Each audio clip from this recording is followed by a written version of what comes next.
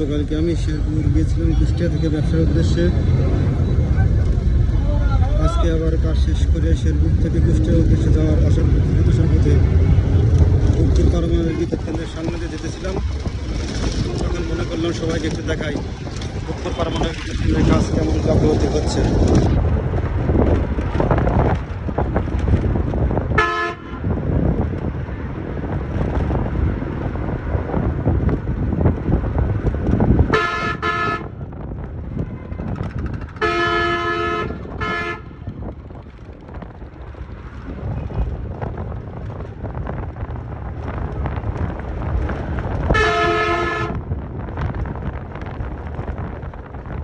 রাশিয়ার সহযোগিতায় কাজটি হচ্ছে।